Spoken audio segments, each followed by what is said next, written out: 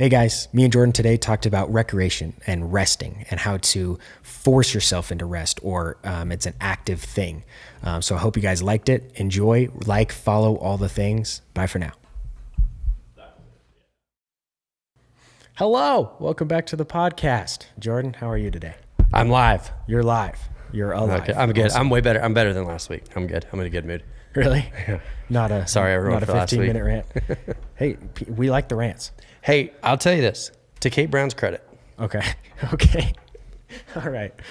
didn't include churches. Churches are exempt. It felt to me, as weird as it sounds, as weird as today was, it did feel like a little bit of like an olive branch towards churches. And I'm like, hey, for everything that's going on, we'll take that. That's pretty cool. Yeah, that is cool. Yep. The topic today is recreation. So recreation is defined as activity done for enjoyment when one is not working, or it's spelled like recreation. The way I look at it is if I redline or work just 100% constantly for a long stretch of time, I find myself, I have to put more effort into being creative. Right. And then I have to like almost relax or do something enjoyable to refill that till I can like be creative again. Right. So what are some things you do for recreation?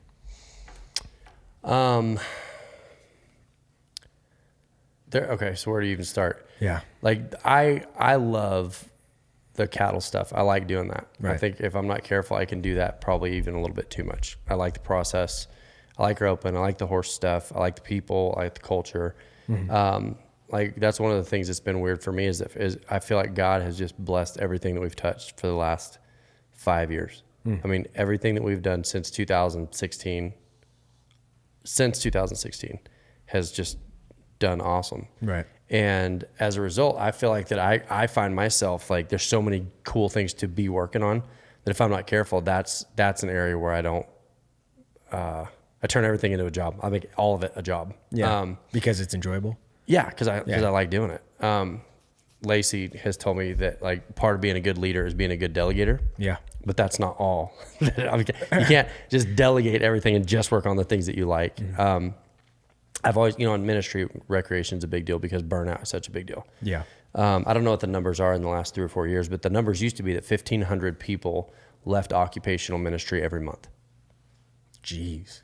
1,500 people left occupational ministry every single month, and the number one reason was burnout.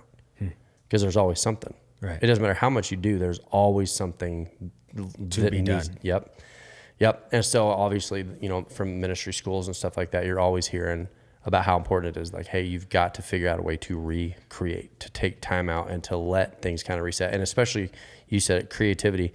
Creativity is such a liberal, and I know you say liberal instantly goes political, but it's such a liberal endeavor that without freedom, if there's too much structure and too much go, do, then what happens is the creativity suffers. Right. You may be very productive. Right. You can be very efficient. You can be a lot of things, but it is hard to maintain creativity without a level of recreation. Yeah.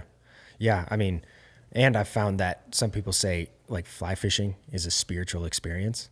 Yeah. Where you're doing something. And There's no idiots on the river. Is that what that book's called?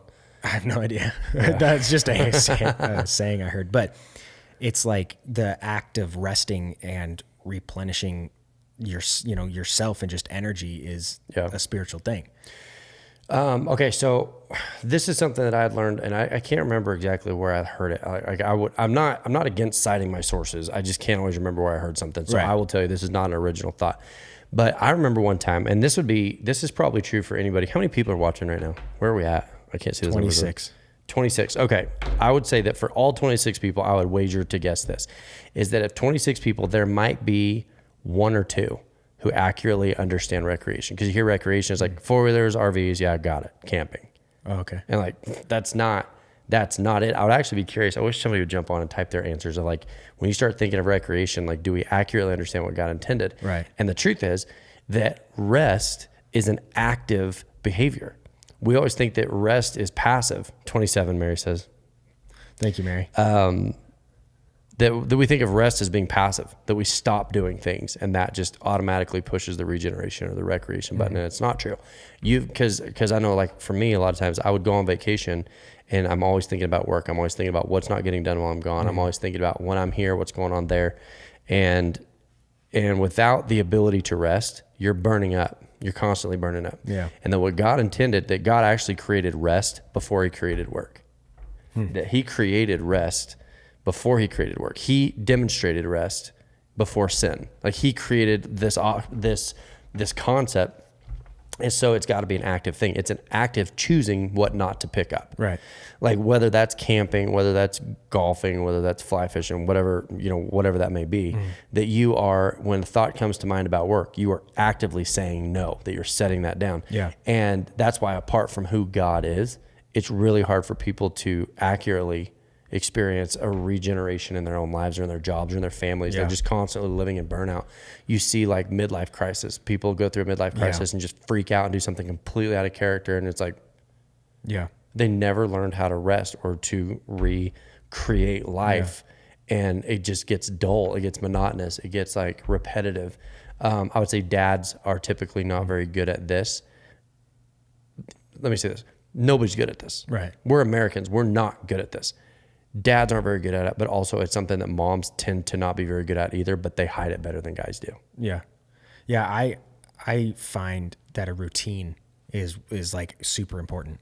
Meaning when you have, you wake up, you read the Bible, you have coffee or whatever like this. And then for me, like, so working out is almost a restful period. Yeah. Where it's an active thing, but you're saying no to thinking about work. You're just thinking about what actively you're doing. setting down. Right. And it's actually, I find if I don't do that, or if I wake up and respond to emails or something right away, it like sets my whole day ajar. Yeah. I'm not very good at it. I will admit I'm Right. still not very good at it. Yeah, definitely. Is that possibly, we get some fly fishing comments. I wonder if that's why fly fishing does that, is because you're actively thinking about something. Yeah. Like there's nothing worse than watching a bobber, being from the South, like fishing means sitting watching a bobber. Right. I love fly fishing because it's active. 100 casts a minute. You're just moving, you're doing something. Right. And you get done and you realize like, oh, I wasn't thinking about work for a minute. Like you literally put your mind onto something that it has no real life consequences. If you catch something, great, but if you don't, we're still going to get to eat. Yeah. I think people catch the feeling of like a spiritual experience or so on and so forth too, when they have their thing that brings them rest. Yeah. And they, some people can take it to like an extreme, like fly fishing, you make it a party. And like, I got some buddies that say that work out and they're like, my body is a temple, we joke about it, but they almost take it to a point of like, I have to do this. Feels like a spiritual experience. Yeah, I have to do this for something to respect. Well, there's something. endorphins, like when you're working out, there's endorphins that get released and you start to feel like it's going against the sort of the crust that develops. I will say this, and I don't know how much of my own personal life is even pertinent, but I'm not in a spot right now where I really know what mine is anymore. Really? Because like the 1017 thing, I'm always around cattle. I'm always around rope, and it's kind of almost turned into a little bit of a job. It's doing well. The project's blowing up right now. Right. But it's gotten to the point where like it feels like another part of work. Yeah, and so I don't know exactly what that's going to look like. I'm kind of in a transition. Like I love rodeoing because I like driving. I like staying in the trailer. Yeah. I like seeing young horses come on and develop. And like there's so much about the process. But what I love about it is that it gives me it gives me rest that I can pursue. Mm-hmm. And so I'm 37, I'm gonna be 38 this year. It's not like rodeo is going to stay what it was. Like 21, you're trying to like make a name for yourself or something. Like there's like identity wrapped up in it. It's not that anymore. And so I'm still, I would say I don't like this topic very much today because it's not something I really have a beat on right now. Yeah. It's an active thing, and so I think some people, because you kind of roll into it of you're just going. And then in my case, you kind of look up one day and you're like, why am I so almost like pent up? Yeah. Why can't I be creative and so on and so forth? And it's like, you're just going. Same with writing sermons. There's times like, no joke, the sermon I preached last weekend about faithfulness, I wrote it in 30 minutes. Yeah. I knew what I was going to preach on. I knew had like the concept of what I wanted to do, but like as far as putting it in sermon form, what in the past has taken 9 hours took half an hour because I was so busy working on other stuff that when I finally got to put my mind on that, I was fresh. Yeah. And there's nothing worse for me mentally than downtime when there's just nothing nothing to do when I'm bored, or like I had something planned, so I'd set time aside for it, and then, you know, like that gets canceled or something. And like, I don't do very good with downtime. So rest for me is not the lack of something to do. It's having something else that I can actively do. Really? Do you find I'm the most grumpy at Lacey and the kids and stuff like that when I'm just like bored? Yeah. Not engaged. Do you find, cause I see this in me where it doesn't matter if I'm like cutting wood or doing something that's like kind of muscle memory type stuff, my brain still drifts to work. Absolutely. And so I have to like put on a podcast or a book or something to almost where I cannot think. I almost have to force my brain into like not thinking about work or things to do throughout the day. Well, no, I think that's what I'm saying about like that rest has to be active. And this is something that I wish the church was better at. It's not how to fill all of your time so that you're so specifically busy. Look, God, I'm busy. I'm working. I think like honestly, I think if God were to approach the American church, there's a lot of things you would talk about, but I think rest would be on the list of like, you guys never learned how to rest. So you're always at 60% capacity. Yeah. You know, like you're getting burnt out. You're walking away from a life calling because you never learned how to set this down and actively pursue something else. Like golf, like I hate golf. I hate golf. But there's a part of me that thinks like, I don't know, maybe I should start golfing because you're outside, you know, you're getting like, there's a physical element to it. It's challenging. I hate being bad at stuff. I do not like being bad at things. Yeah. And I'm really bad at golf. I learned how to golf with my dad's clubs, and my dad is short. Yeah. So like my form's all messed up. Yeah. Like I learned how to golf on short clubs. And so, but from the church standpoint, the Bible talks about it, like the day of rest. Like why was that there? Why was the concept of Sabbath even put into place?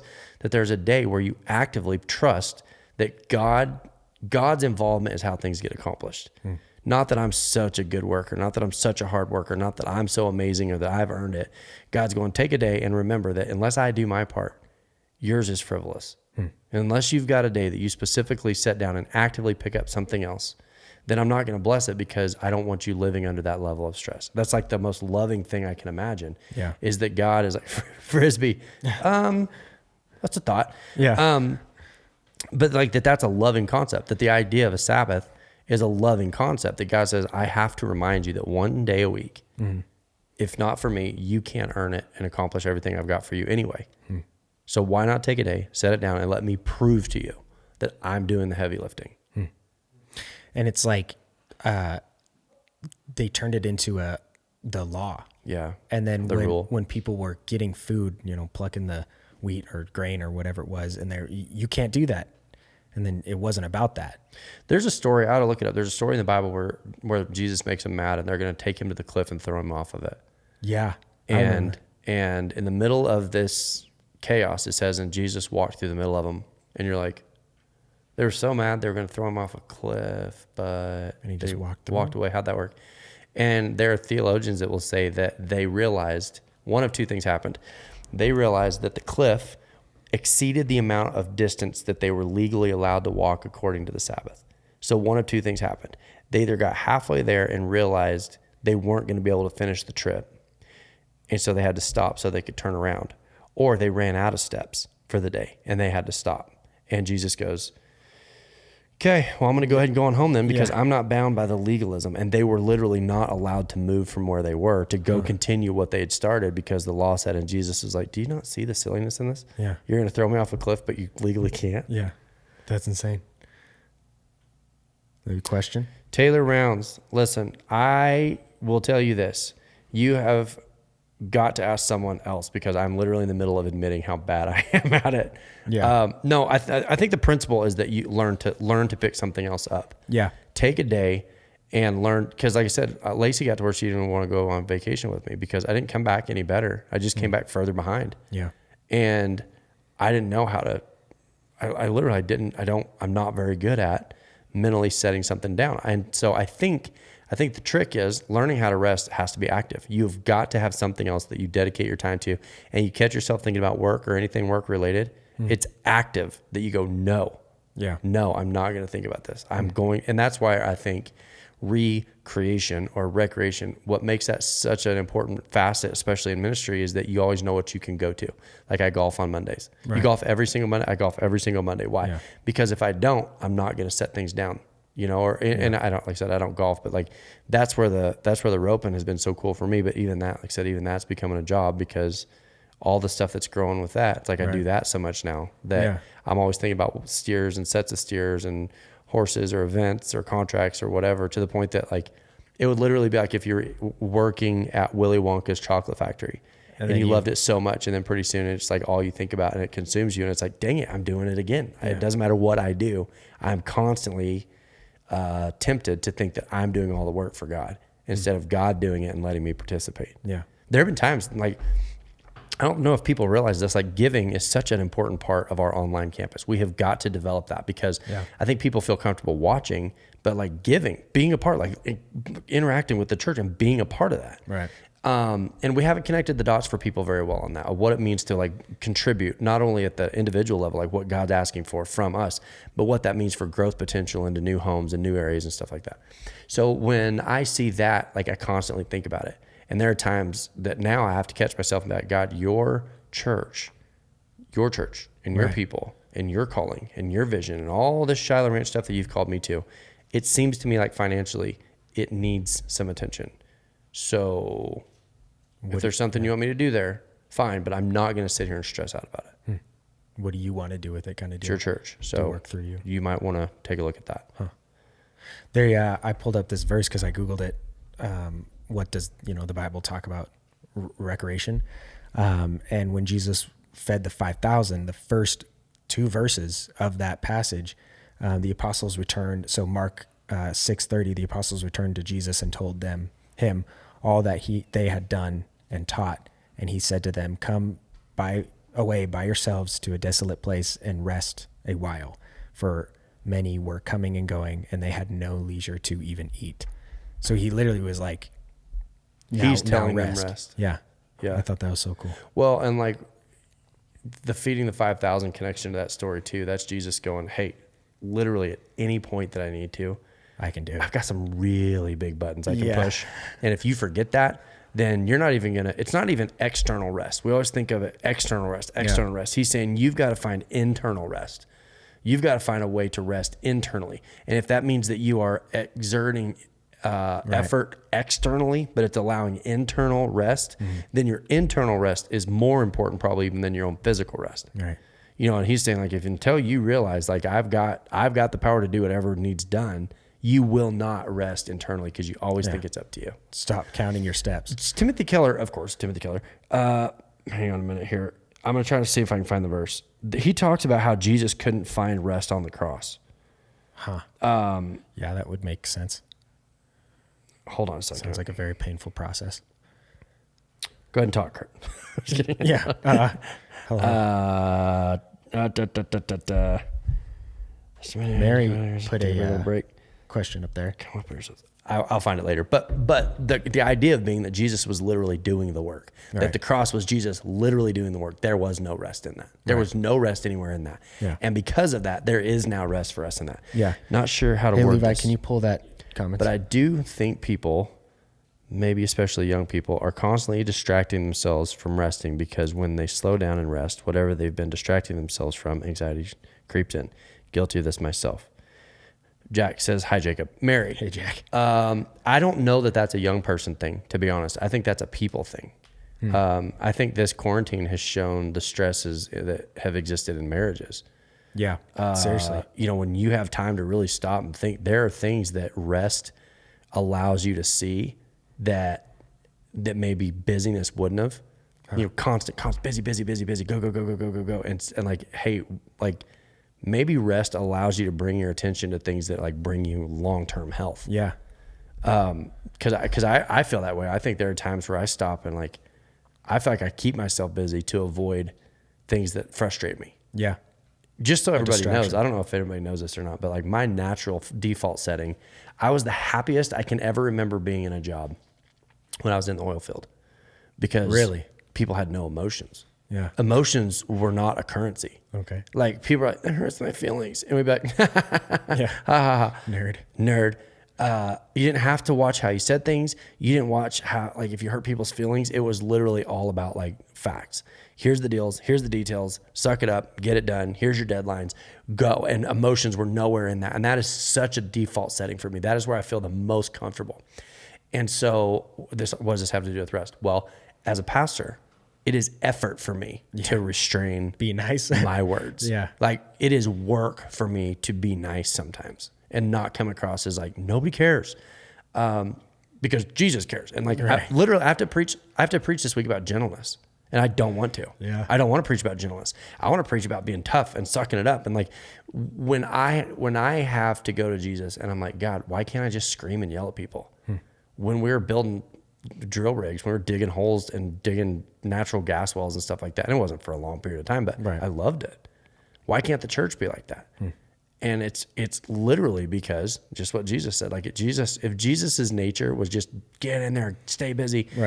Like, there's a lot of divorce in the oil field, and there's a lot of conflict, and there's a lot of fist fighting. There's a lot of stuff that is not Christ-like at all. Just because I'm comfortable with that doesn't make it right. And so when Jesus shows up and goes, hey, you guys need to get some rest, that's a feminine demonstration of care. Hear what I'm saying. I hope Jacob laughs. Be nice or not be nice. Okay. There's got to be an inside joke there. There is. It's another podcast. But that Jesus, and when I say feminine, I don't mean that Jesus was operating as a female. I'm saying Jesus is demonstrating a genuine feminine care like you would expect from a mom, that he would get from the Father, power from the Father, and then turn around and distribute it to the disciples. And like, part of what rest is the willingness to draw away, go to God, fill up your tank so that you have something to offer. And I know that my tank is getting empty and I'm not resting well enough when I'm so tempted to be like, I'll call him right now. Lacey tells me all the time, like, don't call him. Like, I'll call him right now. I don't care. I'll call. No problem. I'll sort this out right now. Well, and the society glorifies going the grind, going 100% constantly all the time, become success. And there is society doesn't say, but also make sure you're okay. Do you know the life expectancy of a Fortune 500 CEO after retirement? Not. It's like 18 months. Oh my gosh. Yeah. No. I mean, what that tells me is two things, is that we've got to have something that challenges us. We've got to have something that pushes us and keeps us engaged, because that keeps people alive. But we've got to develop the ability to rest, because when we withdraw from the thing that kind of kept us going and we've got nothing, we haven't learned how to rest. That was the thing that was keeping us alive. Yeah. Jeez, that's crazy. Yeah. So, I mean, it's like I said, it's the balance of keeping my tank full so that I have something to offer. There are times where I'll listen back to a sermon from like 2 years ago and I'll be like, I can tell I wasn't in a good place, because it's all facts. I'm not saying I'm wrong, but I wasn't coming across as nice. And like, I wasn't resting very well in that period. Like, by resting, I allow myself to look more like Jesus when I come back than if I'm just so determined to give you the I'm right, you're wrong. They say there's a statement, I think I said it this weekend in the sermon, there's a statement that says you can shear the sheep once a year, but you can only skin them once. Okay. And I think that's part of the responsibility I have of rest, because what happens if I don't learn how to sort of pull back and go actively set down the stress of whatever's going on at work. And as a result, I cause damage. I'm responsible for that. I'm responsible if somebody leaves the church because I was harsh. I'm responsible to learn how to rest to the benefit of those around me. Parents, I think that's a huge thing, learning how to rest so that you're not short with your kids. I mean, there's nothing, I've said it 1,000 times, there's nothing that causes guilt like being a parent. Nothing. But I think if I want to be a good parent, that has to include the ability to go push the reset button so that I have something in the tank to offer. Otherwise, I'm just grumpy all the time. No, I mean, the grind 100%, nobody likes a boss that is a jerk constantly and just always volatile and says the first thing that comes. I mean, it's literally draining to everyone around them. And it's the bosses or the leaders that are successful are the ones that says, I'm good. Now I want, make sure you're good. And it's like, let's go together rather than. But millennials. But do you know that I am one? Technically, there are measurements that say I'm technically a millennial. Me and Levi are. You're X, I know. Millennials, if you're listening, we over-adjusted on that for a while. I think that we've got this generation, my grandpa's generation didn't know how to rest. It was like grind. Millennials, don't know how to rest because they made it such a priority that they maybe didn't learn how to work. Yeah.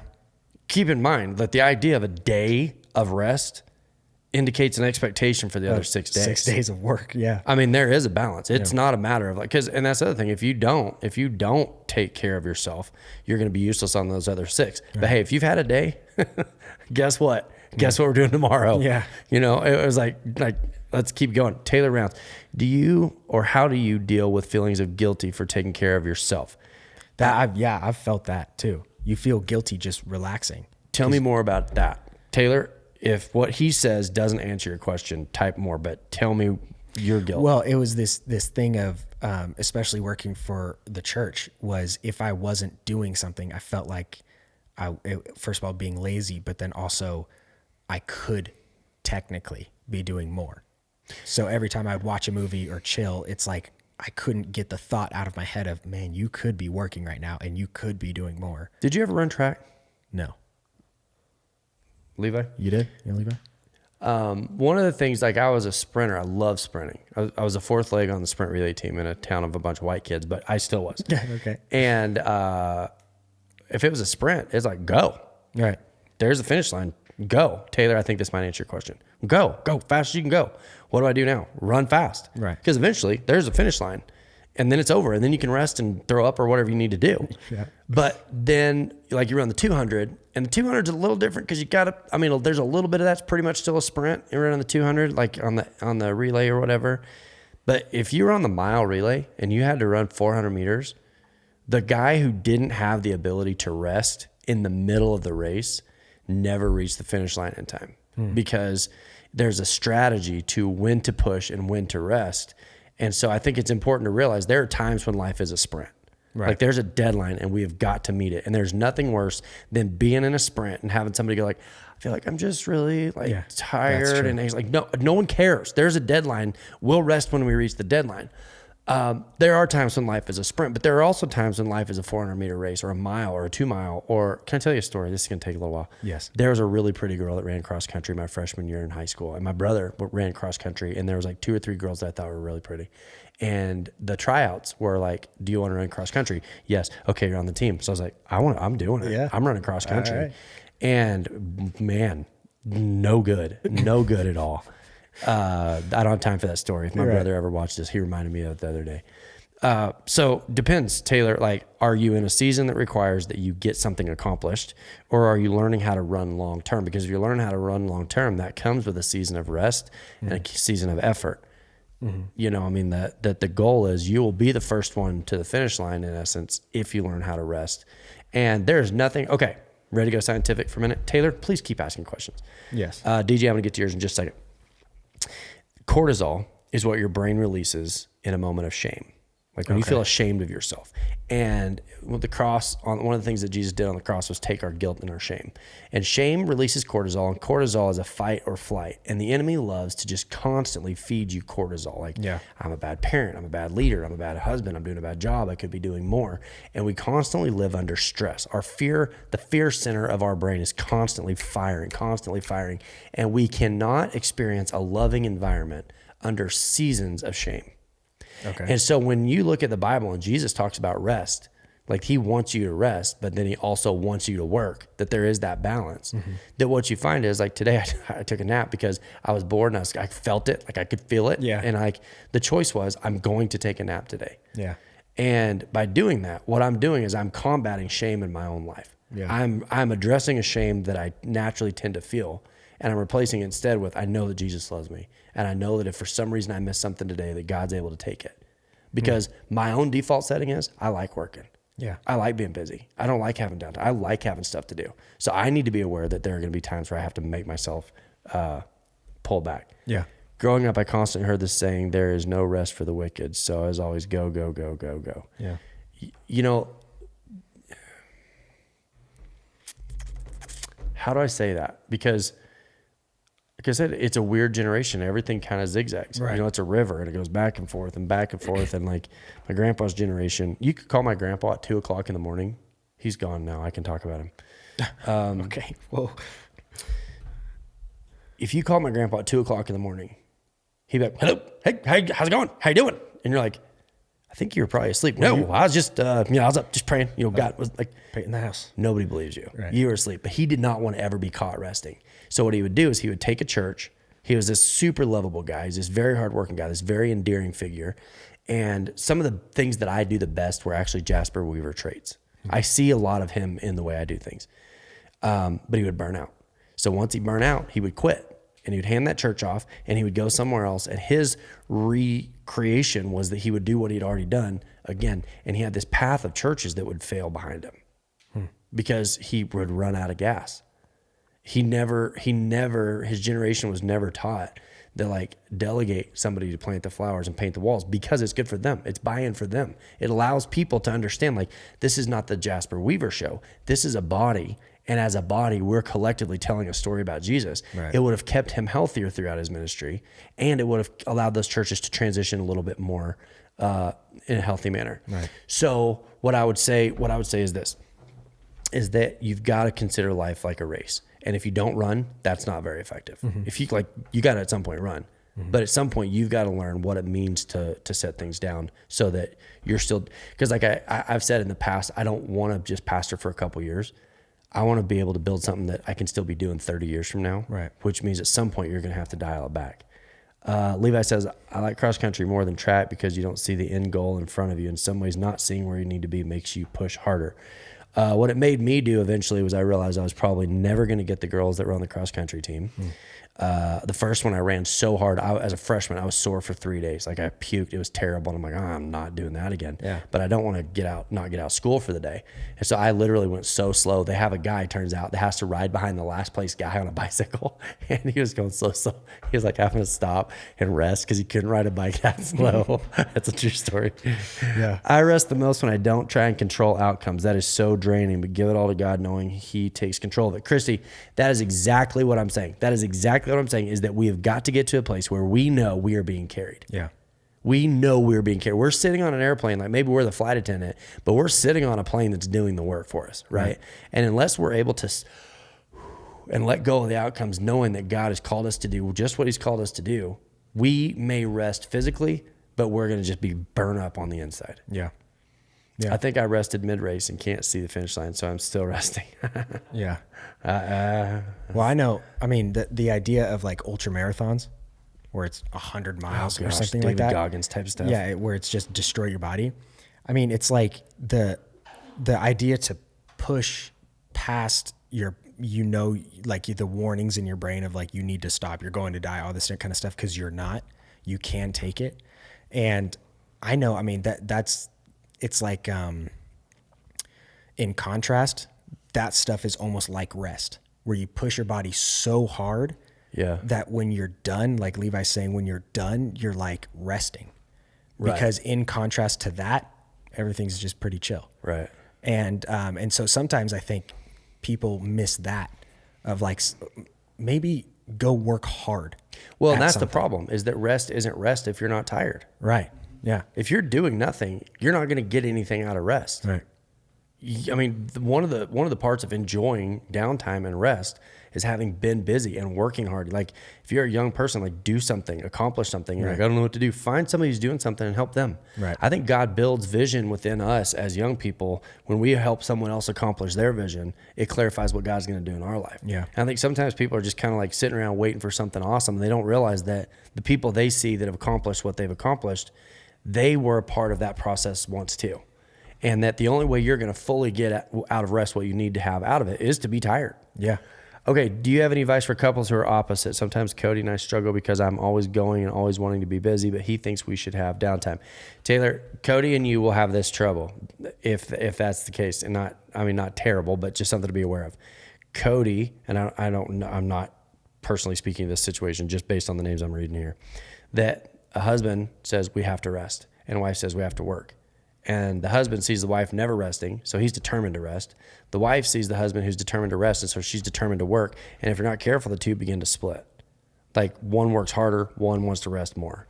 And so I think that's the balance. I think the balance is like learning what it means biblically. Yeah. Because otherwise, if it's just, do you want to rest? No. I don't like resting. I don't like resting. We're talking about going on vacation right now, and I'm like, I don't want to. Yeah. I don't want to go on vacation. I go on vacation, I come back more tired. The reason that has been the case in the past is that internally I'm not resting. Right. And so when you can biblically understand that what Jesus was doing with the Sabbath was creating a space for him to carry the load, then I would say as a couple, that's where you kind of map it out. Go, okay, what time is rest? What time is work? And then you have a plan and then you stick with it. Whatever you've agreed to, stick with that plan. I mean, that's part of what a marriage is, because if you allow it, instead of going this way, then what happens is you start to be beneficial to each other. Right. You know, now all of a sudden Taylor and Cody are like better for each other because Cody is learning a schedule, Taylor's learning a schedule. And as a couple, the combination two becomes one, and both parties improve on that. Yeah. The harder I work, the more rested I feel. That is what I'm going to tell you. When I come home on Sunday afternoons after church, if I don't have anything to out externally do, right, it's like a devastating day. Sundays are devastating, especially on days where it goes well, because it's just like you just feel drained. But if I can have something I can go accomplish physically, internally, I'm able to rest. Yeah. Like it lets me set that down for the day. And on Sundays, man, any kind of discouragement is huge.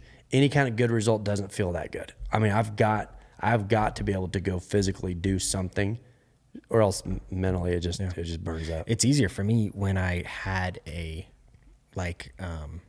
when work was satisfying, or I completed something that was satisfying. Then it's easier to rest because I haven't a feeling internally of like, okay, you did something, now you can rest. Right. But I struggle when it's, work and days go by of like not completing something or not feeling like you're progressing, then feeling or needing to rest is almost like I can't yet. I haven't like passed the finish line.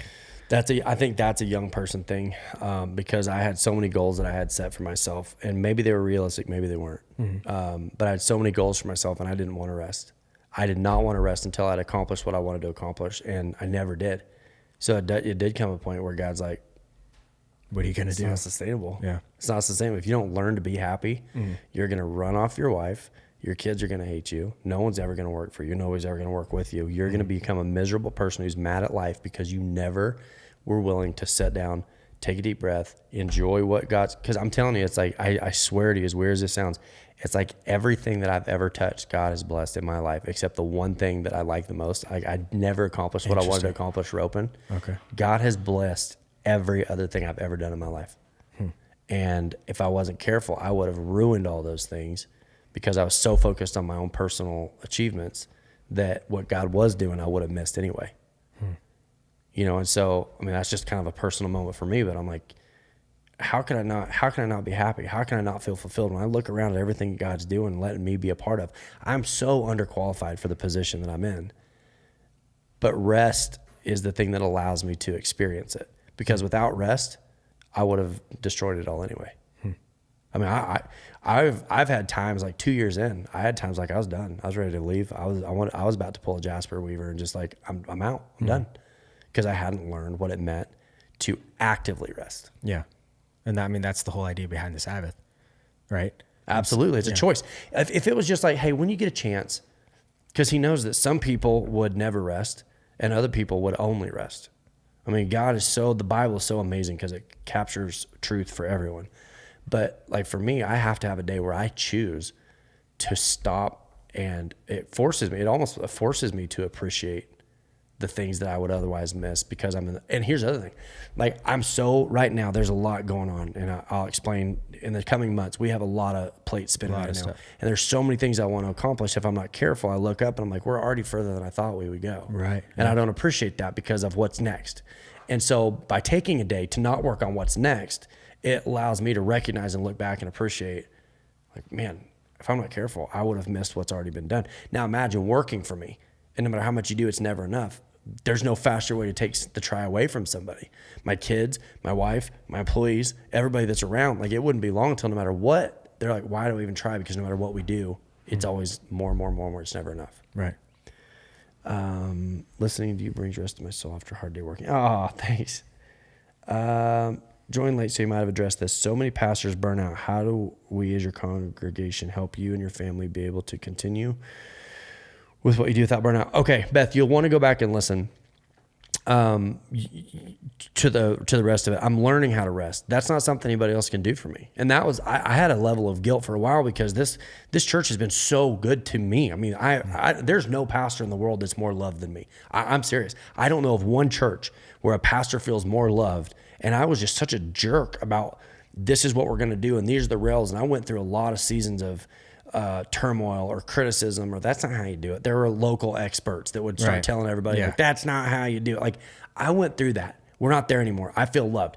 And what I felt guilt about for a while was like, I still felt like I was burning out. And I felt like I owed it to the people that are propping me up and taking such good care of me that I was like, why is this the case? Why is this happening? Because the more loved I am, the more burnout I feel, and the more obligated to these people that I deep down feel, which I didn't want to do because I was kind of a loner, like my entire life growing up. You know, they say if you want to go fast, go alone. If you want to go far, go with a team. I'm like, I'd rather go fast. And so like I'm in the middle of a life adjustment where I'm learning like what it means to have. Have you ever seen Megamind? Yeah. At the end of Megamind, it's a cartoon for you guys keeping up.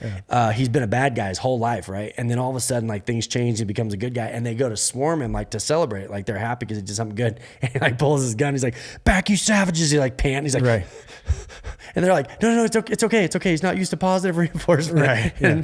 And I felt like that, like the more loved I became, the more claustrophobic I was. Yeah.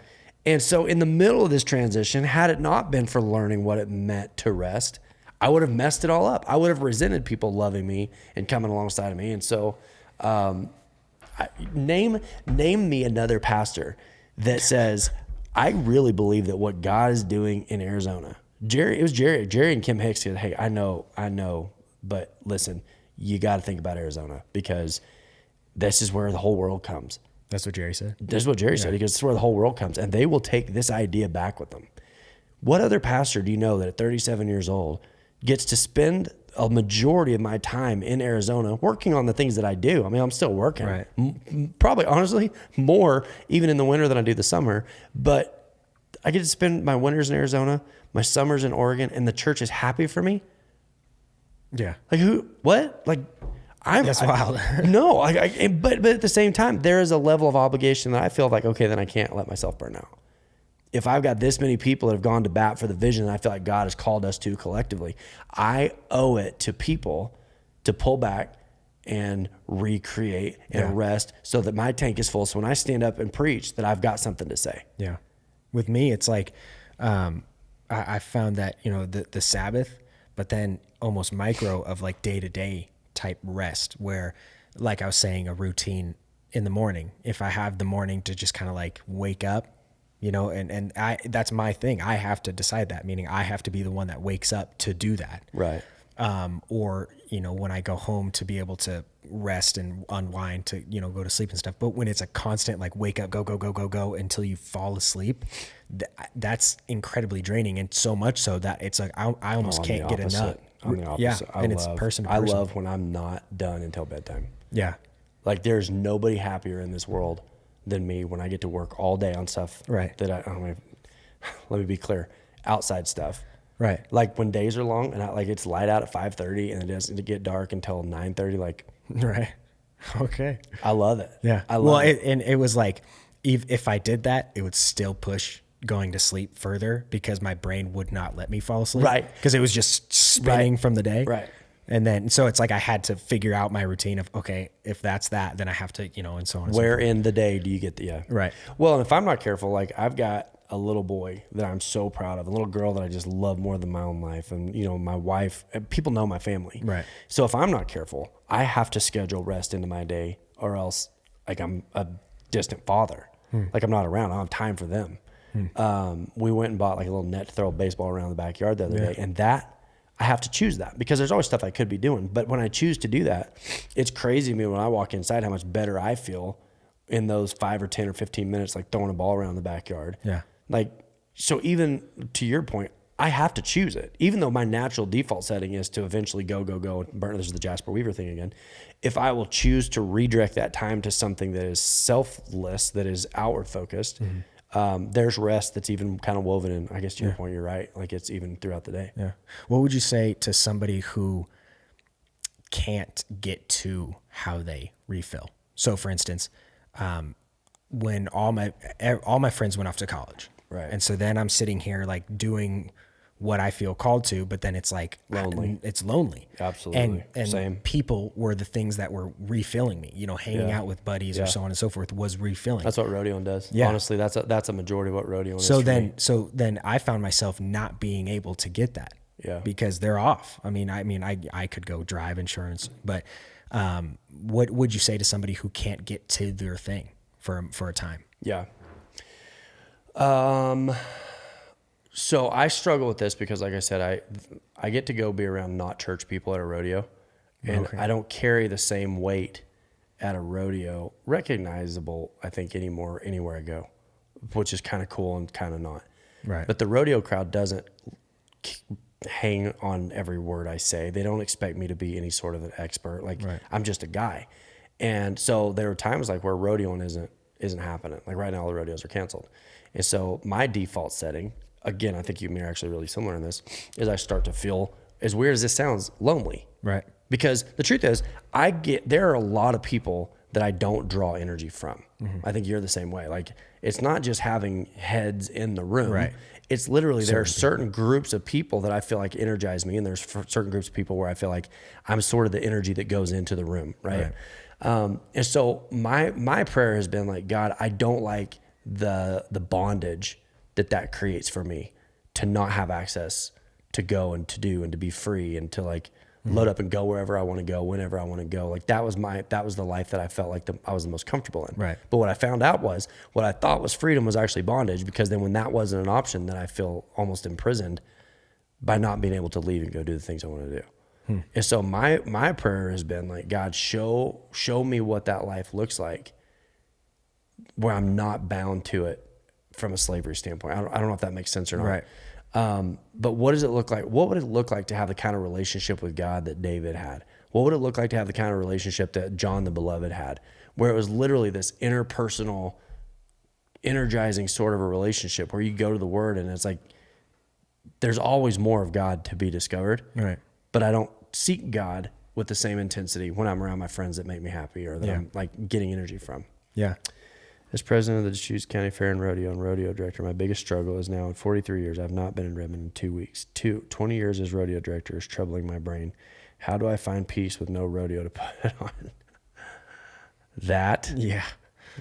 Lacey told me that. She was like, I was frustrated because I was like, I'm done. I am done. I'm going to Montana for August. I'll fly back. I don't care. I'm leaving. I'm going to go rodeo. Like I'm done. I'm out. I gotta go. And that's I have those every now and then. Right. And Lacey's like, the problem is, Gladys, I'd say the same thing to you. Like you are now in a group of people that are going through this. Like you are in a fraternity of committees that have had to cancel rodeos. Like you're not alone.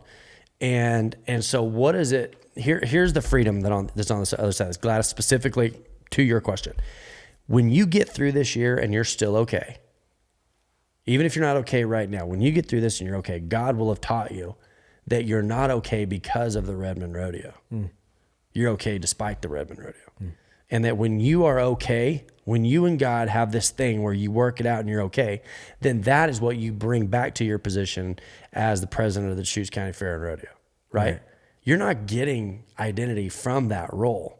You're discovering your identity and then you're bringing it to that role, and then you're going to actually make that position better because you're involved. Right.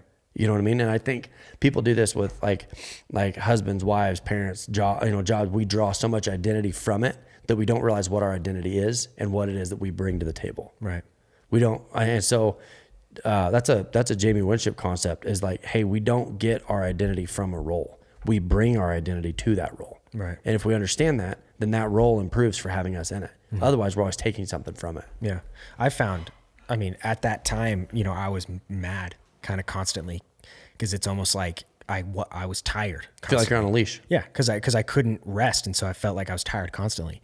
And what I felt like the Lord was saying or said to me was like look at what it's causing in you. Right. Look at what this situation is doing. Is exposing. Because what I would do was I was so bored and I had nothing. So it was like I love doing projects. Right. So I would look online and find tutorials and classes and so on to like build a bookshelf. Right. And I built a bookshelf, and then I would, fix this on my car, so on and so forth. And I loved that so much because it's fulfilling. But the only way I discover that is boredom. Absolutely. And then it literally transferred to this job of how do we do that? Right. And I'm like, I'll figure it out. Right. I'll go learn. See, but that to me is, what would my life have looked like if God would have allowed me to accomplish that specific vein of goals that I had? Mm-hmm. All the rest of it would be gone. Mm-hmm. It was literally, this is the miracle of God, is that he used the lack to create the surplus. Mm-hmm. He used the lack, and like, I'm a very social guy. Like I'm an extrovert until I run out of gas, but like by and large, I'm an extrovert. Right. And so being kind of almost forced into times of introversion against my will taught me that I am okay. So now I'm not a slave to my friendships. And what that does is, we've all known somebody like this. They're such slaves to their connections, their human connections, that it's like they're constantly begging, please like me, please like me, please like me. And the more you beg, please like me, people like you less. Yeah. And so you're not even as good a friend to people because you haven't got your own feet on the ground. Yeah. That to me is something you have to discover in a time of struggle. You can't discover it in a time of peace. Yeah. And my rodeo friends that achieved everything they wanted to achieve in the arena, if they're not careful, eventually, it's not when you're done rodeoing. It's when rodeoing's done with you. It's the same with most sports. Yeah. That you don't have anything left, and then everything that it gave you, it takes it all back. And now you're in a position where you can't get it back, but you didn't set up and you got nothing. Yeah. And what you realize is the whole thing that felt like winning was actually slavery. Yeah. I think for me, I have found rest and rejuvenation in dedicating Sunday morning to enjoying church, and I'm grateful for the doors it has opened for me and my family. Tracy is overseeing the Silver Lake service, and it's so interesting to me that if God really gets a hold of somebody's life, he doesn't very often call them deeper into the church. Isn't that interesting? Like when God really gets a hold of somebody in a church, he almost always calls them out of the church. Right. Go do this. Go do that. Yeah. Yeah. But then to have that's so beautiful. I mean, that's what I got. That was it. It's awesome. And I'm so excited we talked about this because it was, I think we both kind of expected it to be shorter. Yeah, no, because I didn't have much. Honestly, I had it was an idea and I felt weirdly I was supposed to do it. And then I was kind of panicking at the beginning of this. Like, I don't have enough material to get through this. Anyway, so I guess we're done. But but it was great. Thank you guys so much for watching and have a fantastic rest of the day. Bye, guys.